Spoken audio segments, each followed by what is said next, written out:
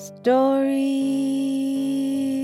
are reading between the lines. My name is Adejumo, and every week I will tell you a short story written by a Nigerian writer or author. That's the long and short of it.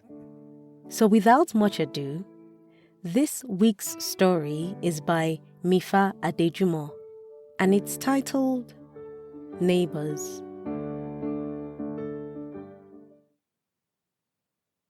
Hey. Hi, she greeted with a forced smile. She slammed her head down and took a seat next to him. They were seated just by her door opening, which had an elevated concrete slab that one had to step onto before standing in front of her apartment. So, how have you been? He asked without looking at her. He adjusted his body to accommodate hers as she sighed. Good. Nothing new.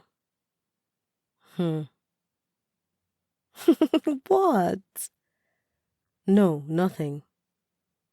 It's not nothing.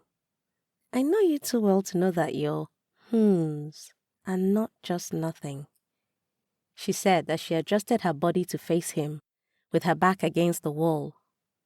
He smiled to himself.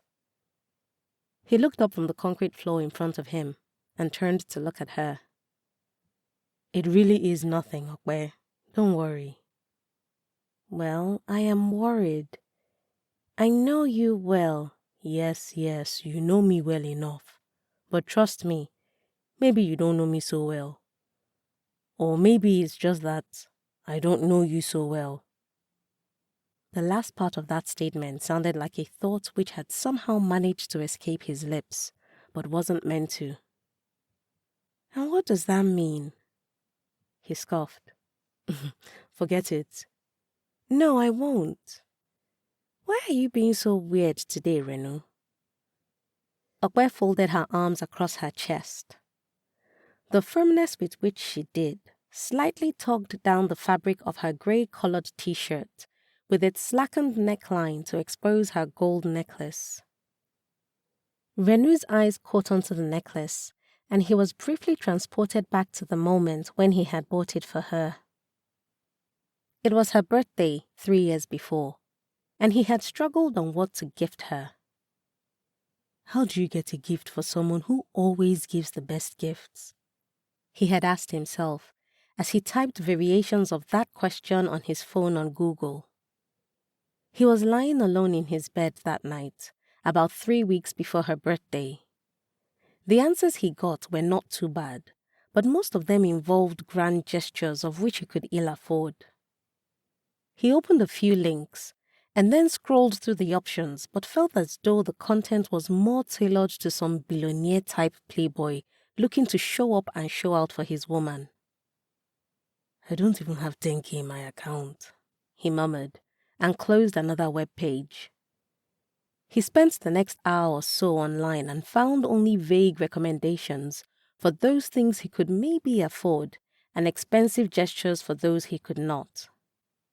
Finally, he settled on the one thing he had never thought to consider until he was playfully tugging at the one on his neck while he searched the web.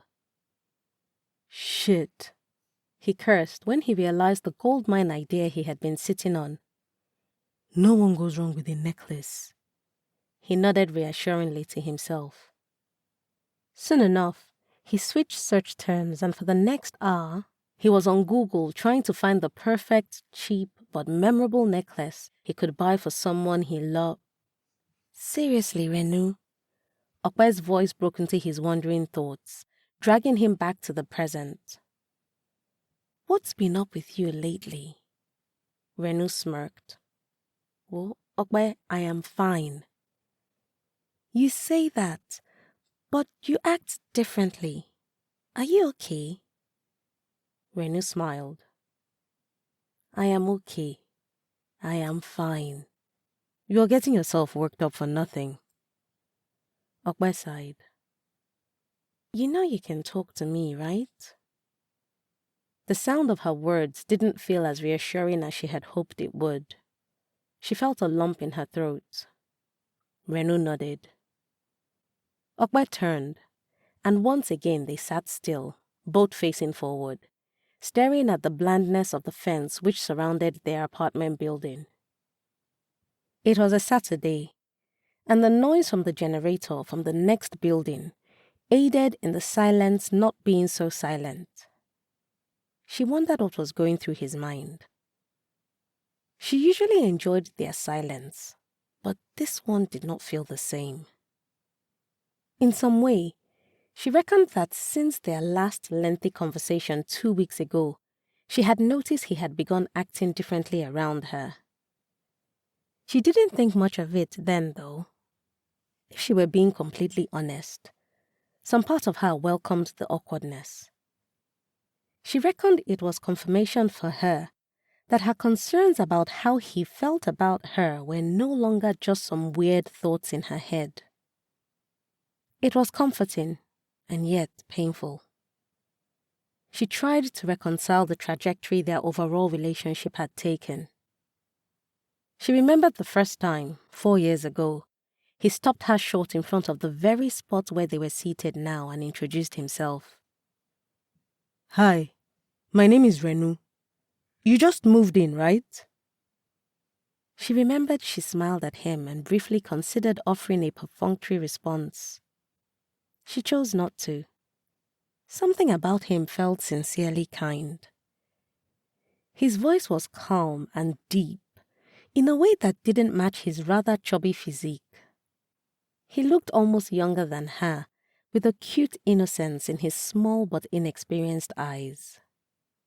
She would later learn he was 2 years younger, and far from inexperienced in most things. "Yes, I did. I'm Okwe. Nice to meet you, Renu." He smiled at her, and she remembered how warm his smile had been. It was the warmest she'd seen that day after what was a very stressful moving process. She had to grapple with an unruly carpenter and nearly came to blows with an Okada man over fair change. "Cool. Well, welcome to our palace," he exclaimed, spreading his arms wide apart with a chuckle. She chuckled. "A palace indeed." "Trust me, it's as much a palace as you want it to be. I should know. I've been here the longest." She shook her head. "Well, I guess I'll just have to wait and see then." He smiled at her and then turned to leave but stopped short. "You know what, Okwe?" She turned to him. "What?" "I think you and I are going to be very good friends in this compound." His face beamed with the pride of a child who had just learned his first words. She hadn't taken his facial features into account much, but in that moment she did. She noticed his little dimpled cheeks that burrowed deep when he smiled. She noticed the fullness of his eyebrows, enough to make her slightly conscious of having used an eye pencil to draw on hers. She noticed the slight crookedness of his nose, which appeared to be a result of an accident. Weeks down the line, she would later hear the story of how he fell as a teenager and broke his nose, and it was never properly adjusted into shape again.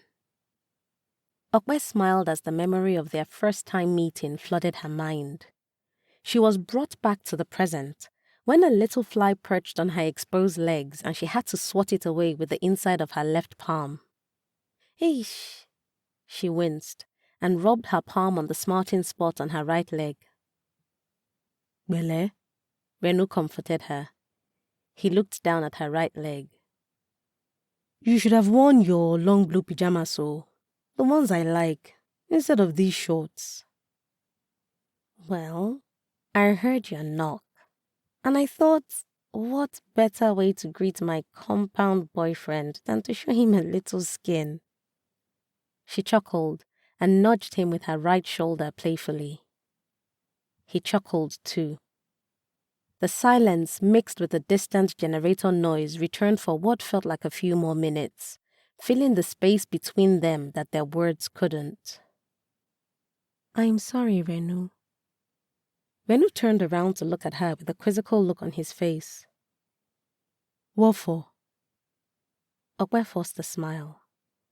She glanced at him and then looked away.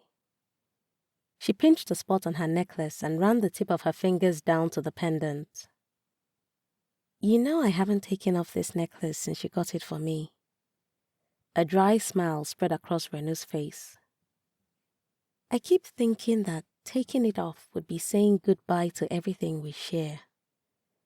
And honestly, I don't think I'm ready to do that just yet. Okwe, it's just a necklace. To me, it's more than that. She took a deep breath before continuing. To me, Renu, the day you gave this to me was the day I knew you saw me more than just your next-door neighbor. Renu smiled and slouched a bit. I remember how nervous you were when you gave it to me. Okwe chuckled. You kept saying, I hope you like it, even when I told you many times over that I loved it. Renu adjusted slightly and sat up straighter. I feel as though... Okwe continued. I feel as though after you gave me this gift, what we had became more precious. Like it became real. Renu kept his eyes fixated on the bland fence before him as he listened. I guess what I'm saying, Renu, or what I'm trying to apologize for is that... Okwe could feel her emotions beginning to take over. She turned away from the fence and fixed her now misty eyes toward the front gate to her left. She wasn't sure why the emotions were stirring and disrupting her now, especially since they did very little to show up 2 weeks before when she had told him the news. I got engaged, she had blurted out to him 2 weeks ago, sounding half excited and half petrified at the realization. The words sounded almost foreign coming out of her. She was still fresh off the surprise engagement her on-again, off-again boyfriend of 2 years, Paul, had pulled. She had expected a little getaway when he offered to take her somewhere for the weekend. He had booked a hotel, and when they arrived, he opened the door and led her into a room with rose petals on the bed, a standby photographer, some soft R&B music playing in the background, and a big card next to the bed with sparkly words that read, Will you marry me, Okwe? Her overly critical mind found the proposal a tad unoriginal. But she had come to know Paul as someone with very little creativity in the way of romantic gestures. But she reckoned what he lacked in creativity, he made up for in other loving ways. Also, some part of her was proud of him for the attempt. She had no reason not to say yes to him, even though hours later she reckoned she may have preferred a little heads up. But more troubling than the surprise proposal was the fact that despite saying yes, she found herself throughout the rest of the weekend itching to share the news with Renu. Since it was a getaway, it felt improper to share anything with him over the phone. As soon as she got home, she went over to his apartment and without thinking, she blotted out those words to him. Oh, wow. Wait. Is that it? Okwe stared back at Renu in shock, her voice sounding miffed. I tell you I got engaged and... Oh, wow, is your response? I'm not sure what else to say. How about congratulations, Okwe? Or what about a hug? She remembered he smirked and nodded in agreement. I'm sorry. That was silly of me. He apologized. This is amazing news. Congratulations, Okwe. He moved in for a hug, and she reluctantly let her body fall into the cushioning warmth of his. Despite how many times they had hugged in the past, this one felt awkward, as did the question he asked after he released her from his embrace. So, what happens to us now? Okwe smirked as that reminiscent thought flashed across her mind. She remembered that question and the ensuing awkwardness which followed even after Renu had assured her that he had asked the question in playful jest. Somehow, it didn't feel playful to her. Somehow, she reckoned it wasn't entirely playful to him either. I don't think I handled telling you about my engagement all that well. Okwe shifted a little where she sat and rubbed her palm across her thighs. Renu chuckled. You did nothing wrong, Okwe. If anything, I made it awkward with that silly question that was supposed to be a joke. Okwe smiled. But that's the thing, though. At that moment, and for a while after, I was honestly convinced it wasn't meant as one. She turned to look at him and noticed him scratching the back of his left ear. It was his tail, something she had taken note of that he did whenever he was nervous. She remembered he did the same thing when he gave her the necklace. Also when he first took her out for ice cream. And then when she bought him a 2-step cake for his birthday, a gesture she had later found out was a first for him. She remembered how his face almost went pale as he smiled and hugged her, telling her he wished he didn't have to eat the cake so he could frame it as a monument. What do you mean? Renu asked, his voice breaking into Okwe's thoughts. She noticed he had stopped scratching the back of his left ear. Okwe smiled. I mean, the last thing I want is for you to think that what we have shared wasn't something special. And joke or not, I think the question you asked, what happens to us now, is valid.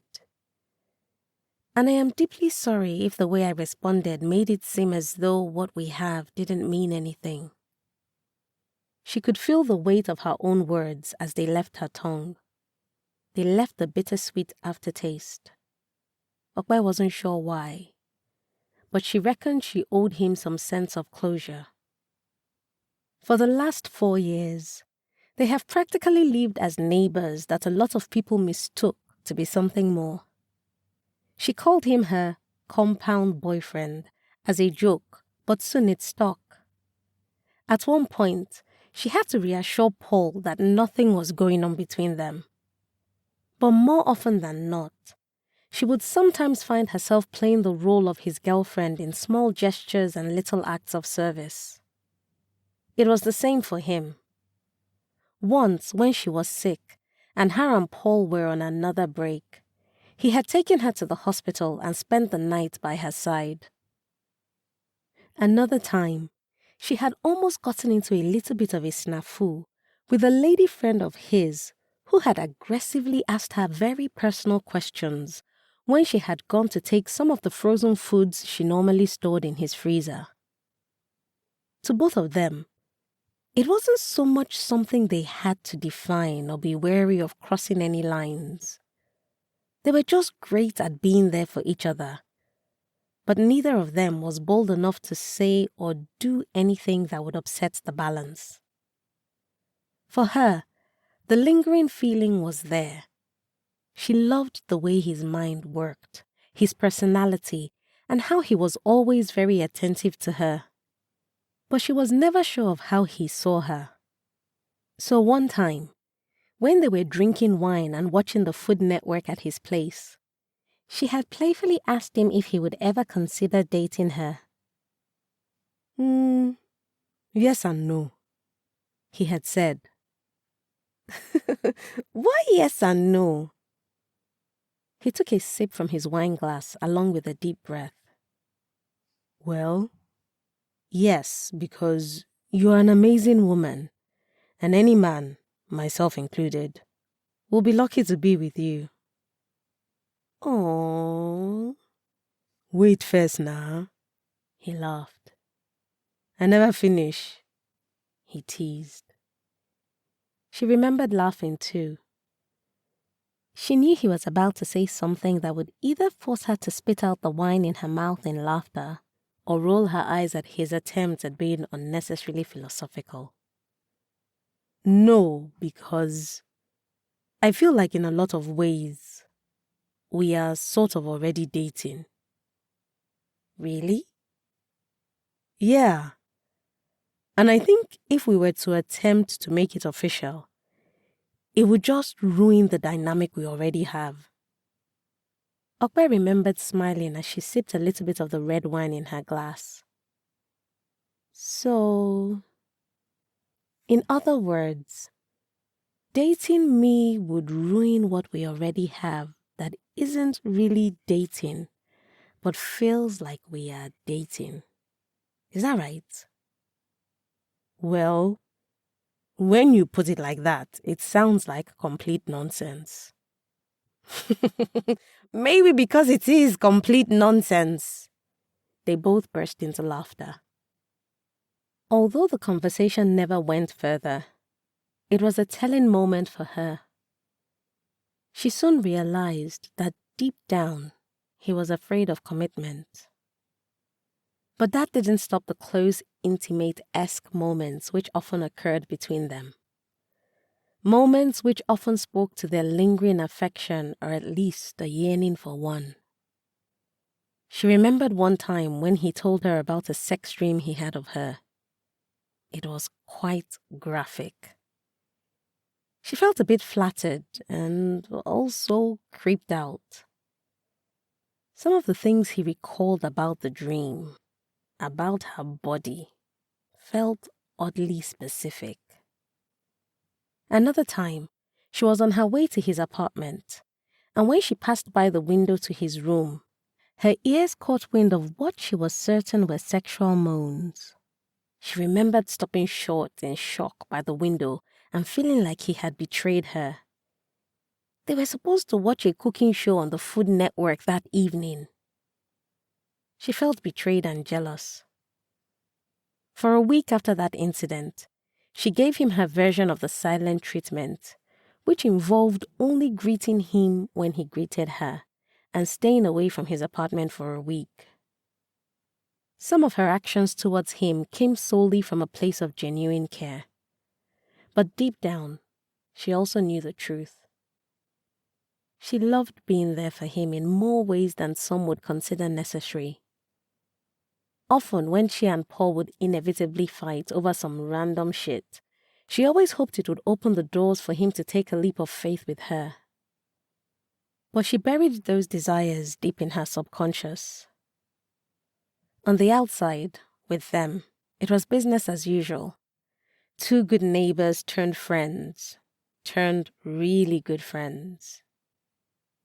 Don't you want to be in a real relationship? She had once asked him. Real as in... Like real now?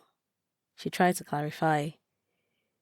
Like committed to one person instead of having a different woman in here every 3 months or so. He chuckled. I am committed to having a good time with the women I meet. And that is all I need. That sounds very fuckboy-esque. It does? I wouldn't know. Why'd you ask? He smirked. Don't know. I guess I just want to see you happy and settled. Do I look unhappy? He asked. I don't mean like unhappy or shit, but sometimes I wish you could have something like what Paul and I share. He burst into laughter. She hissed. She was aware of how he felt about her boyfriend Paul. Every time she would bring up Paul or mention their fights, his face had a way of twisting in mild disgust. And whenever she and Paul would invariably reconcile after a fight, she would notice the slight disappointment in his demeanor. The more it happened, the more she felt herself lose a little grip on her delusions about anything romantic happening between them. Renu never acted petulant toward Paul, but Okwe knew he wasn't a fan. Is he a child? He had once asked her when she told him about a silly reason Paul had picked a fight with her. She'd laughed at his question. No, really. I have got to ask. Are you dating a child? No, Joe. He's just silly, and I'm sure he'll come begging when his eyes clear. She remembered seeing that look of disappointment in Renu's eyes as he shook his head. She had reckoned that deep down, he was disappointed she was with someone like Paul. A man-child, as he often described him. But not until the day she told him about her engagement did she realize she may have been wrong. Maybe it wasn't a look of disappointment. Maybe it was one of regret. Trust me, Okwe. Renu's voice broke through, collapsing the walls of reminiscent thoughts that troubled Okwe. He adjusted his body next to hers where they sat. What we have means a lot to me. More than you may ever know. The words escaped his lips with quiet warmth. He turned to look at her. I'm happy for him. He's a lucky man. But I don't care who you are engaged to. And as far as I'm concerned, no matter where you go or who you are with, I will always be your compound boyfriend. As those words left his lips, the corners of his eyes creased to a wrinkle, and his face broke into a warm, dimpled smile. Okwe smiled back at him. Tears had already formed in the corner of her eyes. She tried to blink them away and ended up having to wipe some off with the back of her hands. She let the weight of her body fall to the side as she leaned on him, tilting her head and allowing it to rest on his left shoulder. The silence between them returned, just as the sharp sound of the siren alerting them to the restoration of the power supply blared on for a few seconds. The distant generator noise soon ceased. They sat still in the welcomed silence that felt more familiar now, staring forward into the blandness of the fence in front of them.